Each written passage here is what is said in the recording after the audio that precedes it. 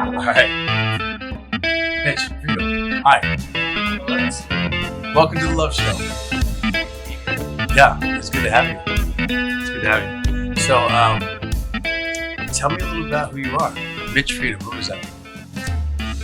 Technically, Mitch Freedom.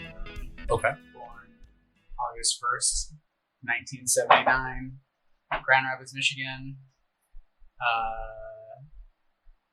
Suburban upbringing. Yeah. Middle class, Midwest family.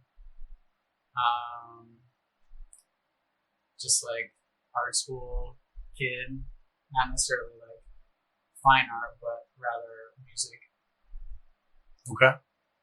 So, are you from Phoenix? I'm from Grand Rapids, Michigan. Sorry. Did you just say that? You know what it is? My mind wandered. I want to check one thing before we start. I just want to make sure. Okay, we're good, man. We're solid. I've done this a couple of times, and so it's. I know where I've messed up before, so I don't want to mess up with you. Right. Mitch, how did we meet, man? We met. And you better tell the right story, because I love this story. We met through a friend of ours, I believe Shane Kennedy. Okay. And well, he initially told me about you, and I think he introduced me to you as well.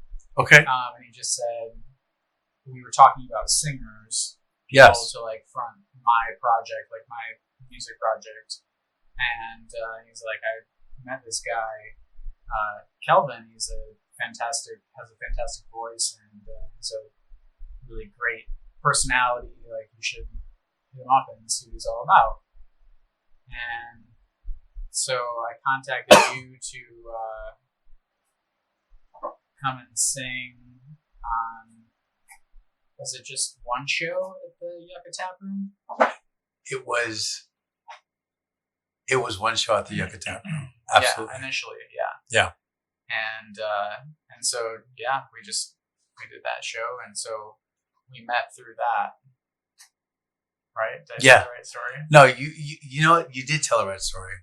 Part of that story though is the fucking love affair that I had when it was you, and you wanted me to sing in your damn band, because I was a karaoke guy. I think Shane had seen me do karaoke somewhere, and you came out and you were like, "Yo, you're a karaoke singer. Whatever, we'd like to have you come sing." And this was during the time when I was obsessed with the What's Love Got to Do with It, Tina Turner freaking movie. Yeah. And in that movie, there's a white dude that looks exactly like you did, and he's this beautiful, handsome white man that comes around and like gets this black woman and says, "I want you to sing in my band." And I fell in love with you. Absolutely. That's my first impression of you. And I just, from then on, like, you've always been a celebrity to me. Yeah. So awesome. That's I do remember this. Yes, that's the story that I resonate with. So that's awesome. So we had, that was definitely like one of the, I don't know, most fun experiences that I had with, playing my own music. Yeah. And, kind of like with the Love Show, what I was aiming to do with Mitch Freedom's Phantasmagoria was have a platform that was loosely based on some song structures, but mostly just kind of like a large collective of musicians, kind of playing those themes freely, like, sure. Free jazz, like Miles Davis, like 70s big bands and stuff like that. Right. And so that was like one of the first experiences that I had with my own music, where it was just like, right. So you talk exactly about what I was going for. Exactly. So you talk about your own music. So you're a musician, yes? Yes. What kind of musician would you say that you are? Like, is that an appropriate question? I mean, I guess there's many ways you could answer that. Sure. But I am a classically trained musician. Okay. Because you can play any fucking instrument.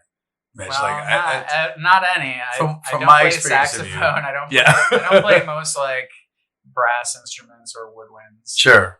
Though I love them. They're some of my favorite instruments. Sure. I feel like I stayed away from them just because I do respect them so much. Okay. And it was so natural to me playing stringed instruments and playing like aerophones, like drums, percussion, shit that you Sure. just kind of like shake or whatever. So where does your love of music come from? Where does that stem from? I feel like just my upbringing. Like Tell me about that. My dad and my dad in particular, but like I feel like a lot of different people that were around me growing up were just really, they loved their music. Sure. It was like not everybody was the same, obviously, but like they loved their music, and it just like, something that I saw and something that like resonated within me, like when I heard certain music as well. And it's just like that intangible like feeling when you hear music and you get the chills or goosebumps or something like that just by like hearing something played a certain way. You hear like a certain melody, you hear a certain passage. Sure. Like that feeling was like, something that happened often, I feel like. And something that I noticed maybe about like when I played music, when I heard music and stuff like that.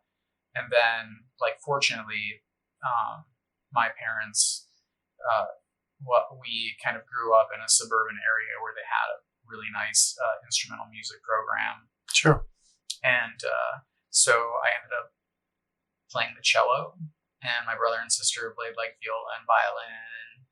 It was something that was, something that we did in our family, and something that was like really highly encouraged by the community in Grand Rapids as well. Grand Rapids is a super old city that had one of these like female-led music societies that were just like, groups of people, usually led by women, that helped to organize like classical music societies that put on concerts that basically like perpetuated the culture. And whatever you want to say about Europeans, like the fucking disease on this planet, like whatever you want to say about it, like, they're gonna ruin the whole place. They started the fire. And but anyways, like the music is on